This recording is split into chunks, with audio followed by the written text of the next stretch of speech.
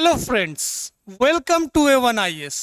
आज हम एक इम्पॉर्टेंट करंट अफेयर डिस्कशन करेंगे, क्योंकि आप रोज़ देखते होंगे, जब सुबह की अखबार पढ़ते होंगे, the Hindu, the Indian express, तो आपको हमेशा एक इम्पॉर्टेंट कॉलम लिखा हुआ मिलता होगा regarding the democratic principle, federal structure, separation of power, judiciary versus legislative, judiciary versus executive.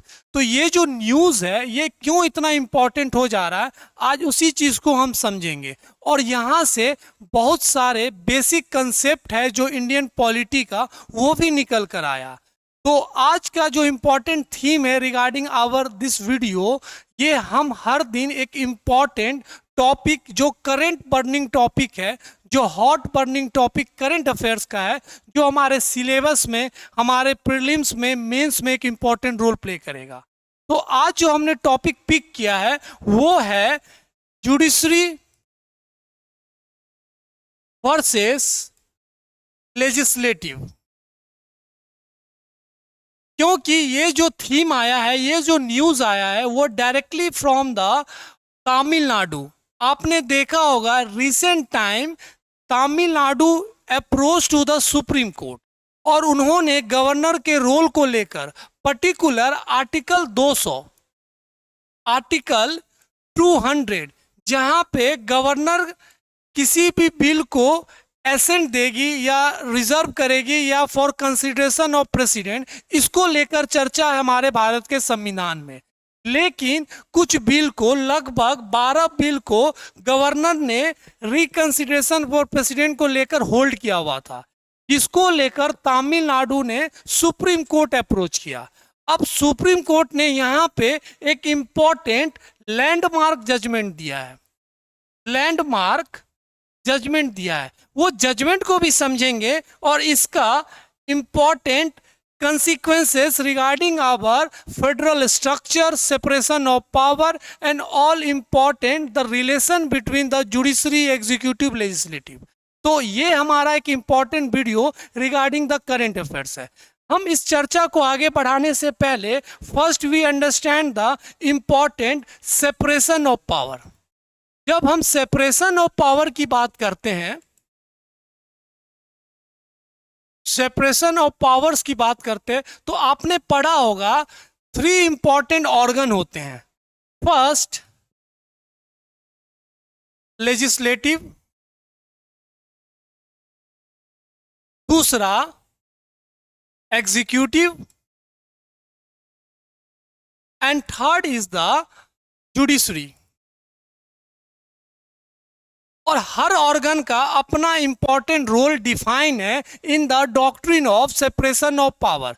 संविधान जब लिखा जा रहा था तो ये पे भी चर्चा हुआ कि भारत को सेपरेशन ऑफ पावर स्ट्रॉन्ग रखना चाहिए, रिजिड रखना चाहिए कंपेयर टू द एब्सोल्यूट।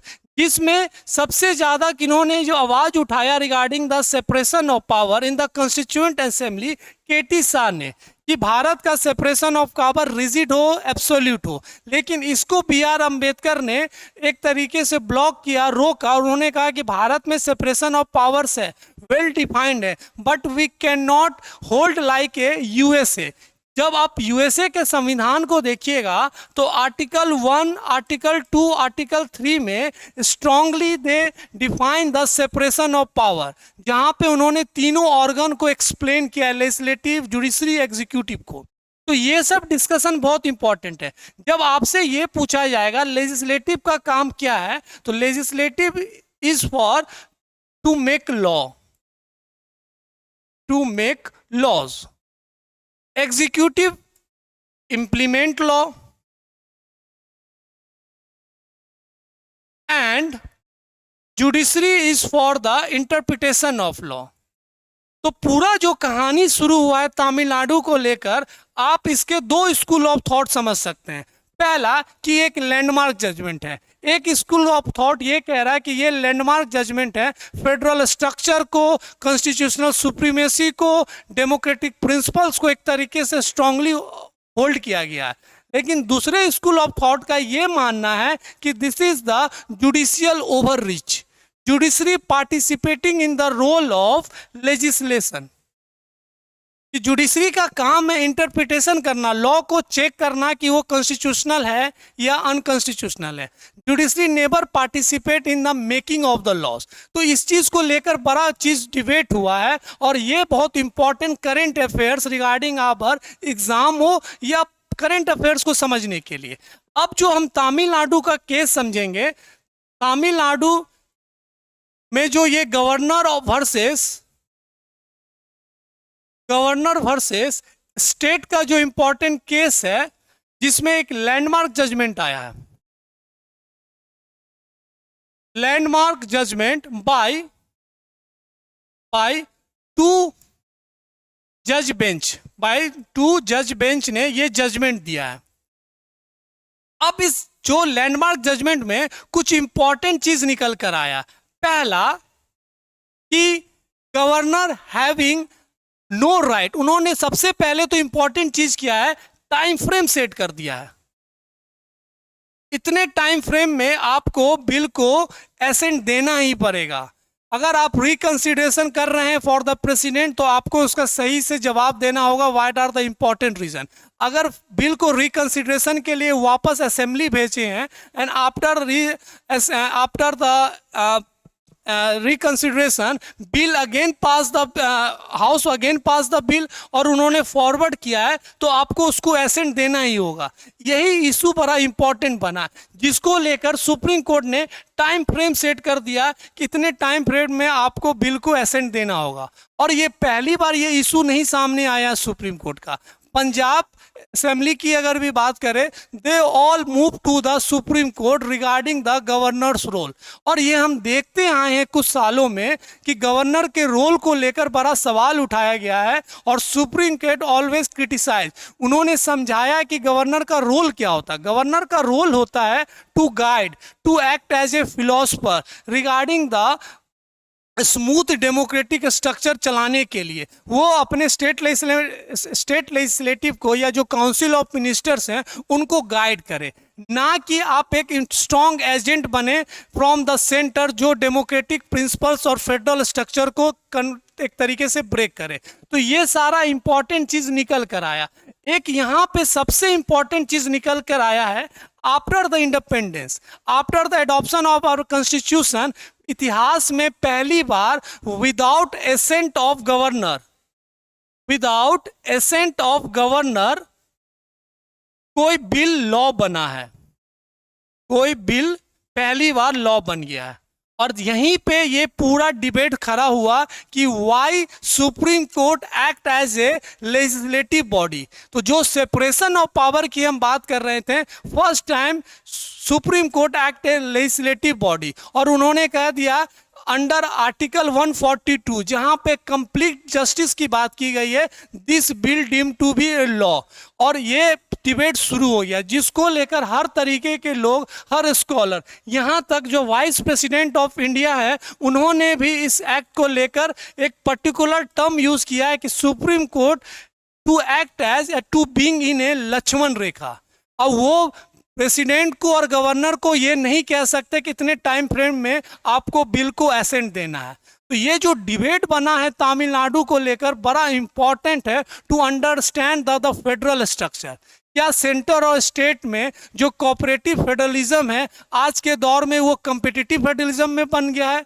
आप हमेशा बंगाल को, केरला को, आज के लेटेस्ट में तमिलनाडु, पंजाब वर्सेस सेंटर का ये चीज देखते हैं, और हर जगह स्टेट का कंप्लेन है, क्रिटिसाइज है सेंटर को कि they are not following the cooperative federalism and moving into the strong competitive federalism. और बार बार यूनियन पे एनार्की का लेकर, टोटलिज्म को लेकर, ऑथोरिटेरियनिज्म को लेकर सवाल उठाया जाता है। तो ये जो हम चर्चा कर रहे हैं रिगार्डिंग द तमिलनाडु बिल को लेकर, आपको ये चीजें पूरा समझना पड़ेगा कि separation of power is the well important part of our constitution, जो बहुत अच्छे से डिफाइन करके तीनों ऑर्गन के रोल को बताया है। पर कोई भी ऑर्गन अपने रोल से बाहर निकलता है, it means that they breaching the Lakshman Rekha. अगर यही लक्ष्मण रेखा अगर जुडिशरी पार कर रहा है तो आप उसे जुडिशियल ओवर रीच बोल सकते हैं। लेकिन यही लक्ष्मण रेखा के बीच में एक हेयर थिन लाइन होता है। अगर आप वो लक्ष्मण रेखा क्रॉस नहीं करते हैं तो इसी को आप जुडिशियल एक्टिविज्म कहते हैं।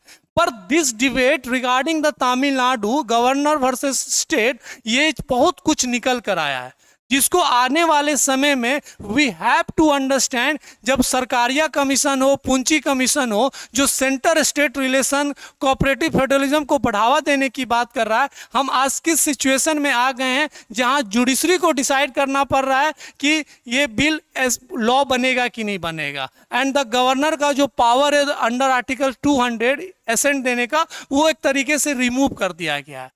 The scholars, the vice president of India, the x supreme court CJI, सब ने इस चीज़ को लेकर अपने अपने पॉइंट ऑफ व्यू रखे हैं। पर यह चीज़ आपको समझना होगा कि क्या ये जुडिशियल एक्टिविज्म है, या ये जुडिशियल ओवररीच है, या जुडिशरी ने अंडर आर्टिकल 142 का सही यूज किया है रिगार्डिंग द कंप्लीट जस्टिस। क्या ये सही है कि without the ascent of governor वो लॉ जो बना है वो अनकॉन्स्टिट्यूशनल नहीं है? तो ये डिबेट तो खड़ा हुआ है, लेकिन ये बात भी सही है, there is a strong tussle, और गवर्नर का जो एग्जैक्ट कॉन्स्टिट्यूशनल ड्यूटी है, क्या उस चीज़ को नहीं निभाया जा रहा है? तो डिबेट बहुत सारे हैं, पर as a aspirants for the competitive examination like UPSC and state services, हमें हर चीज़ को समझना होगा, हमें हर हर पॉइंट को द बिटवीन द लाइंस को अच्छे से समझना होगा कि कहाँ पे जुडिशरी ने बहुत अच्छा एक्ट किया है और कहाँ पे आप बोल सकते हैं the breach of separation of powers या breach of the federal structure, किसके पॉइंट ऑफ व्यू से हो रहा है। तो this is very important thing regarding the Tamil Nadu. तो ऐसे करके चीज़ों को समझिए और अपने करेंट स्टैटिक पार्ट से उसको को रिलेट कीजिए, जहाँ पे ये Tamil Nadu will you explain everything under article 142, the separation of power, constitutional supremacy, USA के गवर्नर के रोल को लेकर, president governor centre state relations को लेकर। तो this is very important topic जो रोज हर दिन पेपर में आर्टिकल्स में आ रहा।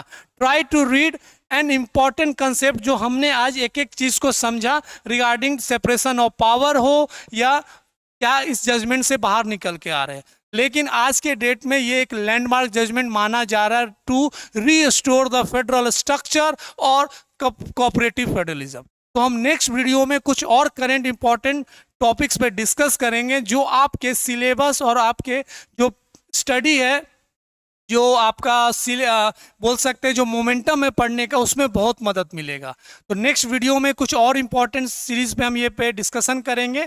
तब तक के लिए आप अच्छे से पढ़िए, हम मिलते हैं नेक्स्ट वीडियो में। Thank you.